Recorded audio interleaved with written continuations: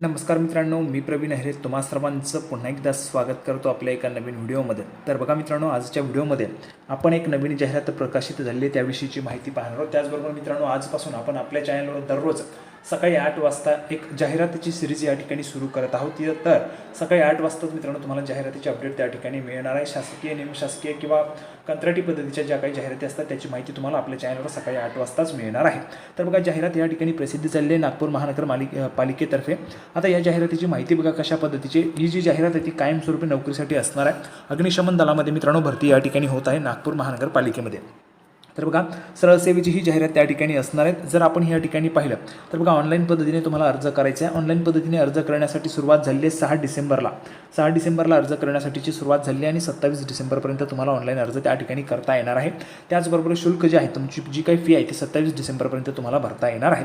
Online पद्धतीने ही परीक्षा त्या ठिकाणी तुमची घेतली जाईल. म्हणजे CBT बेस ही परीक्षा असणार आहे. ही जी परीक्षा आहे ती TCS कंपनी घेणार आहे. TCS कंपनीमार्फत मित्रांनो ही जी काही परीक्षा आहे ती घेतली जाणार आहे. आता नागपूर महानगरपालिकेतर्फे जी काही परीक्षा आहे त्या परीक्षेचं नाव बघा, अग्निशमन व आणीबाणी सेवा परीक्षेचं नाव आहे.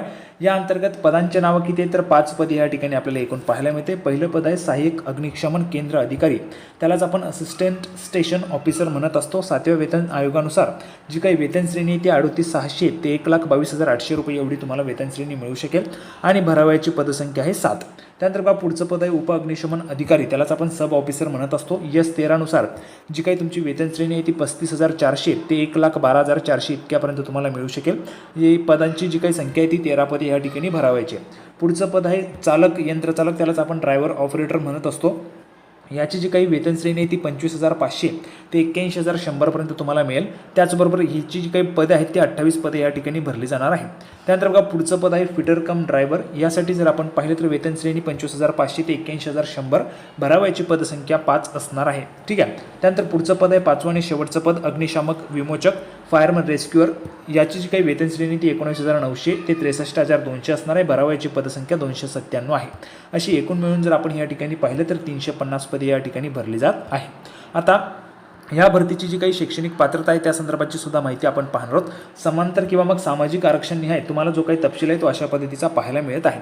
तर बघा, एकूण 7 पदे ह्या ठिकाणी सहाय्यक अग्निशमन केंद्र अधिकारी किंवा मग असिस्टंट स्टेशन ऑफिसरची या ठिकाणी भरली जात आहेत. स्क्रीनवर तुम्हाला पाहायला मिळते संपूर्ण जाहिरात. त्यानंतर बघा, पुढचं पद आहे उप अग्निशमन अधिकारी. यासाठी सुद्धा 13 पदे भरली जात आहेत. तुम्ही हा व्हिडिओ थांबू शकता आणि संपूर्ण जी काही जाहिरात आहे ती व्यवस्थितरित्या आरक्षण आहे तुमचे पद त्या ठिकाणी पाहू शकता. त्यानंतर पुढचं असणार आहे चालक, यंत्रचालक, त्यालाच आपण ड्रायव्हर ऑपरेटर म्हणत असतो. भरावायची रिक्त पदे आहेत 28 पदे या ठिकाणी भरली जाणार आहे. त्यानंतर पुढचं पद आहे बघा, गट कचं हे पद असणार आहे फिटर कम ड्रायव्हरचं. या ठिकाणी भरणारी पदे जी आहेत ती 5 पदे असणार आहेत. समांतर आरक्षण न्याय जो काही तपशील आहे तो तुम्हाला या ठिकाणी चार्टवर दिसत आहे. त्यानंतर पुढचं पद आहे अग्निशामक विमोचक. एकूण पदे आहेत 297 भरावायची. यामध्ये तुम्हाला चार्ट जो आहे तो तुम्हाला स्क्रीनवर पाहायला मिळत आहे. व्हिडिओ थांबवायचा आणि संपूर्ण चार्ट व्यवस्थितरित्या बघून घ्यायचा आहे. अशा पद्धतीने एकूण 350 पदे या ठिकाणी भरली जात आहेत. आता शैक्षणिक पात्रता आपण या ठिकाणी पाहूया बघा. सहाय्यक अग्निशमन केंद्र अधिकारी यासाठी शैक्षणिक पात्रता कोणत्याही शाखेचे तुम्ही जर ग्रॅज्युएट असाल, कोणत्याही शाखेमधून जर तुम्ही ग्रॅज्युएट असाल तर तुम्ही यासाठी अर्ज करू शकणार आहात. ठीक आहे. जर तुम्ही सायन्समधून असाल, आर्ट्समधून असाल किंवा कॉमर्समधून असाल तर तुम्ही अर्ज करू शकता. दुसरी शैक्षणिक पात्रता आहे संबंधित जे काही अग्निशमन संदर्भात जे काही शैक्षणिक पात्रता लागत असते ते तुम्ही जो काही कोर्स आहे तो केलेला पाहिजे. तिसरा आहे मराठीचे ज्ञान असणे आवश्यक आहे. त्याचबरोबर चौथं MSCIT सुद्धा तुम्हाला MSCITचं सुद्धा तुमच्याजवळ प्रमाणपत्र त्या ठिकाणी असायला पाहिजे. आणि या ठिकाणी शारीरिक पात्रता बघा, उंची किती पाहिजे तर 165 सेंटीमीटर, महिलांसाठी 162 सेंटीमीटर असणार आहे. छाती साधारण 81 सेंटीमीटर, फुगून 5 सेंटीमीटर जास्त त्या ठिकाणी असायला पाहिजे. महिलांसाठी लागू नाही. वजन बघा किमान 50 किलोग्रॅम पाहिजे आणि दृष्टी जी आहे ती चांगली तुमची असायला पाहिजे. अनुभव सुद्धा या ठिकाणी मागितलेला आहे. जर तुमच्याजवळ असेल तर तुम्ही तो सुद्धा त्या ठिकाणी घेऊन जाऊ शकता. वयोमर्यादा बघा, सरळ सेवेचे जे काही उमेदवार आहेत त्यांच्यासाठी 42 वर्षांपर्यंतची वयाची अट जी आहे ती या ठिकाणी असणार आहे. त्यानंतर बघा, शासकीय, निमशासकीय अग्निशमन सेवेमध्ये कार्यरत असणाऱ्या कर्मचाऱ्यांसाठी वयाची अट लागू राहणार नाही. पुढचं पद आहे उप अग्निशमन अधिकारी, त्यालाच आपण सब ऑफिसर म्हणतो. गटकचं पद असणार आहे. शैक्षणिक पात्रता या ठिकाणी सुद्धा तुम्ही कोणत्याही शाखेचे ग्रॅज्युएट त्या ठिकाणी असायला पाहिजेत. दुसरी शैक्षणिक पात्रता जे काही अग्निशमनचे कोर्स असेल ते तुम्ही त्या ठिकाणी केलेले पाहिजे. स्क्रीनवर तुम्ही पाहू शकता. तिसरा आहे मराठीचे ज्ञान तुम्हाला असायला पाहिजे. चौथा MSCIT सुद्धा तुमच्याजवळ असायला पाहिजे. शैक्षणिक शारीरिक पात्रता बघा, 165 सेंटीमीटर किमान उंची तुमची असायला पाहिजे. महिलांसाठी 162 सेंटीमीटरपर्यंत. छाती जी आहे ती पुरुष उमेदवारांसाठी साधारण 81 सेंटीमीटर आणि फुगून 5 सेंटीमीटर जास्त, महिलांसाठी लागू नाही. वजन 50 किलोग्रॅम पाहिजे आणि दृष्टीसुद्धा चांगली पाहिजे. त्यानंतर बघा, अनुभव सुद्धा या ठिकाणी असला पाहिजे या ठिकाणी सांगितलेलं आहे. आणि वयोमर्यादा बघा, सरळ सेवेच्या उमेदवाराचे वय 35+2 वर्षापेक्षा जास्त असू नये आणि शासकीय निमशासकीय अग्निशमन सेवेमध्ये कार्यरत असणाऱ्या कर्मचाऱ्यांसाठी वयाची अट जी आहे ती 47 वर्षांपर्यंत त्या ठिकाणी शिथिल राहणार आहे. त्यानंतर बघा, पुढचं पद असणारे चालक यंत्र चालक, यासाठी जर आपण पाहिलं तर शैक्षणिक पात्रता माध्यमिक शालांत परीक्षा उत्तीर्ण असणे आवश्यक आहे. म्हणजेच तुम्ही जर माध्यमिक शालांत परीक्षा उत्तीर्ण असाल तर तुम्ही याच ठिकाणी अर्ज करू शकता. त्याचबरोबर जड वाहन चालक म्हणून 3 वर्षे काम केल्याचा अनुभव तुमच्याजवळ असायला पाहिजे.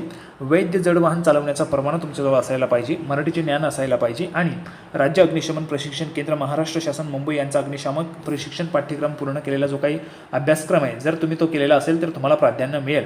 ठीक आहे, नसेल तरी सुद्धा तुम्ही अर्ज करू शकता. ठीक आहे, असल्यास तुम्हाला प्राधान्य मिळू शकेल. त्यानंतर बघा, किमान शारीरिक पात्रता उंची 165 सेंटीमीटर, महिलांसाठी 162 सेंटीमीटरपर्यंत शिथिल आहे. छाती साधारण पुरुष उमेदवारांसाठी 81 सेंटीमीटर, फुगून 5 सेंटीमीटर, महिलांसाठी लागू नाही. वजन 50 किलोग्राम पाहिजे आणि दृष्टी चांगली पाहिजे. पाठ्यक्रम बघा, उमेदवारांची नियुक्ती झाल्यानंतर त्यांना राज्य अग्निशमन प्रशिक्षण केंद्र महाराष्ट्र शासन मुंबई यांचा पाठ्यक्रम पूर्ण केला नसेल तर त्या सदर प्रशिक्षण केंद्राचा 3 महिने कालावधीचा प्राथमिक अग्निशमन प्रशिक्षण पाठ्यक्रम पूर्ण करणे आवश्यक राहील. तर बघा, तुम्हाला अगोदर सांगितलेलं तुमच्याजवळ जर हे सर्टिफिकेट नसेल तर तुम्हाला तो नंतर करता येणार आहे. वयोमर्यादा बघा, 32 वर्षांपर्यंतची वयाची अट असणार आहे. पुढचं पद आहे फिटर कम ड्रायव्हर, यासाठी शैक्षणिक पात्रता आहे माध्यमिक शालांत परीक्षा उत्तीर्ण म्हणजेच 10वी पास पाहिजे, प्लस ITI मधील मोटर मेकॅनिक किंवा डिझेल मेकॅनिक किंवा मग त्याच्या समकक्ष जो काही कोर्स असेल तो तुम्ही उत्तीर्ण केलेला पाहिजे. जड वाहन चालवण्याचा परवाना तुमच्याजवळ असायला पाहिजे. 3 वर्षांचा अनुभवसुद्धा पाहिजे आणि वैध जड वाहन चालवण्याचा परवाना सुद्धा तुमच्याजवळ पाहिजे. त्यानंतर मराठीचे ज्ञान तुम्हाला असायला पाहिजे आणि MSCIT सुद्धा तुम्ही केलेली पाहिजे. त्यानंतर वयोमर्यादा बघा, राखीव प्रवर्गाकरिता वयोमर्यादा किमान 18 वर्षे, कमाल 35 वर्षे असणार आहे आणि आरक्षित प्रवर्गासाठी किमान 18 वर्षे आणि कमाल 40 वर्षांपर्यंतची वयाची अट असणार आहे. त्यानंतर बघा, पुढचं पद आहे शेवटचं अग्निशामक विमोचक, या म्हणजेच फायरमॅन रेस्क्युअर. या ठिकाणी जर आपण शैक्षणिक पात्रता पाहिली तर 10वी पास तुम्ही असायला पाहिजेत, प्लस राज्य अग्निशमन प्रशिक्षण केंद्र महाराष्ट्र शासन मुंबई यांचा पाठ्यक्रम जो असतो तो तुम्ही त्या ठिकाणी उत्तीर्ण असायला पाहिजेत किंवा मग महाराष्ट्र राज्य तांत्रिक शिक्षण महामंडळ यांच्याकडील किंवा अखिल भारतीय स्थानिक स्वराज्य संस्था यांच्याकडील अग्निशमन प्रशिक्षण पाठ्यक्रम उत्तीर्ण असणे त्या ठिकाणी आवश्यक असणार आहे. तर तुम्ही यासाठी अर्ज करू शकता. सर्वात जास्त पदे 5व्या पदासाठी या ठिकाणी आहेत. त्यानंतर मराठीचं ज्ञान आणि MSCIT तुम्ही केलेली पाहिजे. किमान शारीरिक पात्रता 165 सेंटीमीटर, महिलांसाठी 162 सेंटीमीटरपर्यंत शिथिल असणार आहे. छाती पुरुष उमेदवारांसाठी 81 सेंटीमीटर आणि फुगून 5 सेंटीमीटर जास्त पाहिजे. महिलांसाठी छाती लागू नसते. वजन 50 किलोग्राम पाहिजे आणि दृष्टी चांगली पाहिजे. वयोमर्यादा जर आपण पाहिली तर 32 वर्षांपेक्षा जास्त वयोमर्यादा असायला नाही पाहिजे. तर अशा पद्धतीने आपण संपूर्ण जी काही पदं आहेत त्या पदांची माहिती पाहिलेली, पदांची शैक्षणिक पात्रतासुद्धा पाहिलेली.